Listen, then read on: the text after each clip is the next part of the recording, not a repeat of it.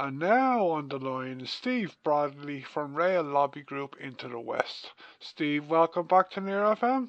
Hi, Darren. Okay, Steve, I last spoke to you on Near FM about your lobbying at the beginning of the year. As it has been so long since our last interview, Steve, can you remind our listeners, that is for those who don't know, about what you and Into the West are calling for? Yeah, so Into the West is the real campaign for the northwest of the island. So it's the 4 counties, cross-border counties of Derry, Donegal, Tyrone and Fermanagh. If you look at a map of rail in Ireland, people may have seen this doing the rounds on social media, there is a massive hole in the northwest corner, what we call the gap in the map, where there's no rail at all. And if you didn't know anything about Ireland and you just landed in Dublin Airport, you'd probably think there was nobody living there or nothing worth seeing in that corner because, hey, they haven't bothered to connect it. When, in fact, we know the opposite is the case. You know, Derry is the 4th biggest city on the island, yet you can't connect into there from its hinterland of Donegal or Tyrone. We know a lot of tourists go to Donegal, they go to Fermanagh. The Ulster American Folk Park is in Omagh. None of those places are accessible by rail. And that's important from a tourism point of view, a population point of view, a economic and a business point of view. Badly connected places tend to underperform because, it makes sense that people and companies are more likely to gravitate towards areas where infrastructure is good in preference towards bad. And we see that on the island whereby, people tend to live where infrastructure is better. And then it just creates a sort of a virtuous circle whereby because they live in those areas, then the infrastructure gets better again. So we're campaigning to have that gap in the map closed. We're looking for a number of reopenings, most of which were recommended in the All Island Rail Review, which was announced in July of this year. The main one, the big one, I guess, is reopening what we call the Northwest Rail Corridor. And that's a route which will start in Letterkenny, go through Derry, down through Tyrone, so Strabane, Omagh, Dungannon, connect up with the existing rail network in Portadown, and from there people could either continue on up to Belfast or down to Dublin. And that would connect the entire Northwest, including Donegal, give it a direct route to both Dublin and to Belfast. So at the moment, we're doing a lot of work on both ends of that Northwest Rail Corridor, but in particular the Derry-Letterkenny section. Okay, since our last interview, Steve, we've had an Irish and UK general election. I imagine that you are very disappointed that there has not been a lot of progress since our last interview. Hasn't there not, Steve? There's been stuff happening in the background. Big infrastructure takes a long time. It's not a game to expect sort of quick results, and it can be very frustrating, and especially for ordinary members of the public who hope to see things change, and the fact that you're talking years, if not in some cases decades here. But that's unfortunately the nature of what are very big engineering projects. There is stuff happening in the background. There's a feasibility study that's now happening into reopening that Derry Portadown section. There's other bits of the All Island Rail Review which are progressing north and south to varying degrees. But yeah, I think it's fair to say, Darren, that since the report was published, what would have been ideal would have been if the government basically said, okay, we've seen what's in there, we've seen what's recommended, this is what we're going to progress, this is when we're going to do it, this is how we're going to fund it, and then they started doing it. Instead, they just cherry-picked the odd bit and have kept quiet about the rest, really, which is a bit frustrating. Okay, yeah. Okay, we are recording this interview, Steve, on Wednesday the 18th of December, and our interview won't be going out on Tony's programme until Sunday week the 29th.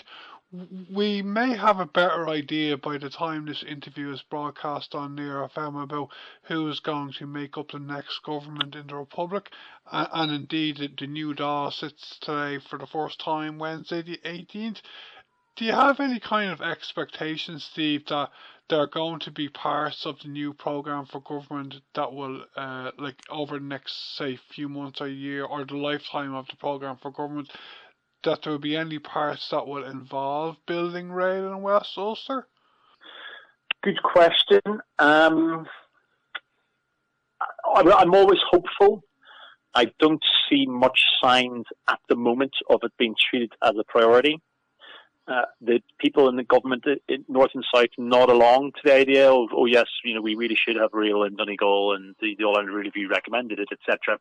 But the timescales are huge. The current proposal in the All-Ireland Review is to reopen Derry Portadown first, and that won't be done until sometime in the 2040s, and then only after then will you reopen Derry Letterkenny. That's the proposal. The problem with that is it means another generation of people growing up in Donegal are going to go without rail. And on top of that, it means Donegal's rail future is entirely dependent upon Stormont. And we've seen the Stormont is politically unstable, it's strategically indecisive, and it's financially very constrained. So it makes no sense for the Southern government to leave one of its disconnected counties entirely in the hands of a neighbouring government which doesn't have a very good track record of delivery. So one of the things we're pushing for, and we would hope the incoming government will take this seriously, is they have the Apple windfall tax, 14 billion euros, which they've said they're going to dedicate solely to infrastructure. And we're asking for what would be a small portion of that to be spent fast-tracking Derry Letterkenny reopening. And there's a number of reasons why there's a golden opportunity right now to do that. We have the Apple Fund windfall tax. On top of that, the EU downgraded Donegal and the rest of the northern and western region in 2020, and that means that that region can attract some funding from the EU, which it won't when it's upgraded again. That region is no longer considered developed by the European Union. It's considered in transition, which is embarrassing for the Irish state for no longer to be considered a developed country. One part of it is no longer considered developed, but there's the opportunity of it hopefully bringing extra funding to that region. So that's what we're pushing for with the next government and the next period of the Dáil, is that they seize this opportunity. There's the infrastructure fund is there from the Apple money. It'll be gone, within this Parliament, or it'll be committed. We have the opportunity of money from the EU, and we have the need. We have a very clear need. Letterkenny, I don't know if any of your listeners are familiar with the town, but Letterkenny has absolutely appalling congestion for its size. It's a town of 22,000 people, but it's probably the fastest growing large town in the Republic. But it has congestion levels you'd expect to find in a town 2-3 times its size. And that's because really, in Donegal, car is king. The buses are scattergun, they're infrequent, they're not really a suitable way to get around, and there is no rail. So people have to drive everywhere, and surprise, surprise, the largest town in Donegal is completely blocked. Letterkenny has worse traffic than Derry, and Derry is 4 times bigger. And the only way to solve that is to give people the alternatives. So that's why this incoming government really needs to take this issue seriously, really needs to show that it's committed to doing something about Donegal and not leaving it as the old forgotten county, as it often feels, and takes advantage both of the Apple windfall tax money and the EU's current downgrading of the region, and crack on and do the reopening of Letterkenny Derry. And then that will then put pressure on the northern governments, so whereby the south could say, look, guys, we've done our bit of the northwest corridor. We've got the train from Donegal over to Derry. It's now up to you to bring it down to Portadown to connect the entire northwest to Dublin and to Belfast. Yeah, really, to me it makes 100% sense to connect Derry and Letterkenny, Okay, I only saw a couple of podcasts from it last night on X, and I don't know if you saw the programme, Steve, but BBC The View were at Leinster House 2 weeks ago, and they were talking about the shared island unit. And the clips I saw on X last night from the programme were from an interview Darren Marshall did with Emer Curry from Fine Gael, and Emer is now indeed, of course, a TD. Did you catch this programme, Steve? I did, yeah. I mean, the Shared Islands Fund is something we would hope can be used to fund rail. If you look at the Shared Islands Fund, in terms of genuine cross-border projects, it's funding the Narrowwater Bridge over near Newry. It's currently funding the Ulster Canal renovation around sort of Fermanagh, Cavan, Monaghan area. But it's not doing anything beyond that. And they're fantastic projects and they need to happen, but they're very localised. Nothing would have the scale of in terms of a shared island cross-border project and restoring rail between Donegal and Derry. There's only one rail crossing on the entire 500-kilometre long border, and it's in the very bottom, southeastern corner of Northern Ireland on the route between Dublin and Belfast. The rest of the border has no rail crossings at all. And Derry and Letterkenny are the perfect example of a shared island. 40% of all passengers who use City Derry Airport come from Donegal. Derry's hospital, Altnagovan Hospital, is the designated cancer centre for County Donegal. We have students from the south and from Donegal in particular who study at McGee University in Derry because there are particular places set aside on the nursing and on the health courses for students from the south. And we have, of all the entire border, again, that 500-kilometre long border, you would assume that the greatest traffic, the greatest commuting across that border would probably happen over between Dundalk and Newry because that's the heavily populated corridor on the east coast, but it isn't. 38% of all cross-border journeys across that entire border happen between northeast Donegal and Derry City every single day. So the demand is clearly there. We are living the shared island philosophy between Derry and Donegal. The border doesn't exist, effectively. Derry is a cross-border city, and it's disappointing that we haven't seen proper cross-border projects being funded so far in that area, and that's why we think reopening rail between Derry and Letterkenny and using the shared island funds to get the ball rolling with a feasibility study, because that's always the first stage, looking at the routes, how it would work, where you put a bridge to cross the River Foyle, all those sorts of things. So we'd love the shared island funds to get the ball rolling in this and to put some money aside for that feasibility study, and we think it would be the perfect example of delivery on a cross-border basis.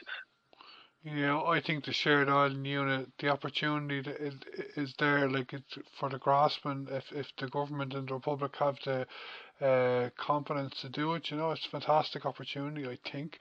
Okay, Steve, it will not be until January, maybe mid or late January, that the new programme for government is finalised in the Republic. So there is, I think, still time for people to get on to their local TDs and ministers calling for what you and Into the West are calling for, isn't there, Steve? Absolutely. I mean, Donegal had a slight change in its TDs this time. There are now two Fianna Fáil TDs. I mean, Fianna Fáil will be the largest party will definitely be in government, and will be the largest party in it. So that's an interesting dynamic. And there's also an independent or somebody who was elected who's part of what's called the 100% Redress Party. That's to do with the Mica scandal in Donegal, but also other parts of the state whereby defective building blocks were licensed for use and people have been left with houses that are literally falling down around them. So given that the new government will probably need the support of independents, there could be a good opportunity that Donegal could have a very influential independent who will hopefully be fighting very doggedly for Donegal. But we need all TDs across all parties doing their best in the coming years. For too long, the state has been very Dublin-centric. I think that's been recognised in Project Ireland 2040, and they're talking about trying to spread development elsewhere. And there is good work happening in places like Galway and Cork and Waterford and Limerick.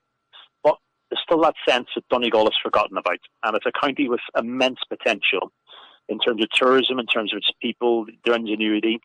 It's a fantastic county. It just needs, and it's not looking for charity, it just needs the basic ingredients. Every other, pretty much every other county, apart from Cavan and Monaghan, have decent levels of infrastructure. If you go to other counties which are on the periphery, whether it be Mayo, Galway or Kerry, they all have decent roads and they all have decent rail, and Donegal doesn't. So, we'd be very keen for any of your listeners who agree that it's time to look at giving Donegal back its rail and connecting up Letterkenny. Letterkenny is now the largest town in the Republic which has no plan for rail.